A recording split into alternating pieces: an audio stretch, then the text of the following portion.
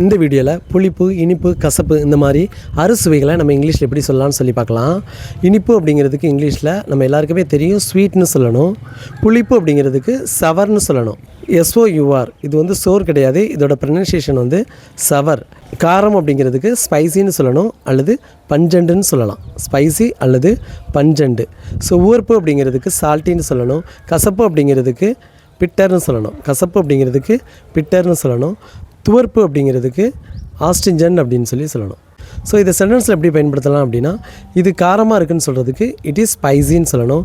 இது ரொம்ப காரமாக இருக்குதுன்னு சொல்கிறதுக்கு இட் இஸ் டூ ஸ்பைசி அல்லது இட் இஸ் வெரி ஸ்பைசின்னு சொல்லணும். இது உப்பாக இருக்குதுன்னு சொல்கிறதுக்கு இட் இஸ் சால்ட்டின்னு சொல்லணும். ஸோ இது வந்து கசப்பாக இருக்குதுன்னு சொல்கிறதுக்கு இட் இஸ் பிட்டர்னு சொல்லணும். இது புளிப்பாக இருக்குதுன்னு சொல்கிறதுக்கு இட் இஸ் சவர்னு சொல்லணும். ஸோ இப்போது இந்த அறுசுவைகளும் இங்கிலீஷில் எப்படி சொல்லலாம்னு சொல்லி தெரிஞ்சுக்கிட்டீங்க. இந்த அறுசுவைகளை பற்றி பேசுகிறப்போ இந்த வேர்ட்ஸ் எல்லாம் யூஸ் பண்ணி இங்கிலீஷில் பேசுங்க. தேங்க்யூ.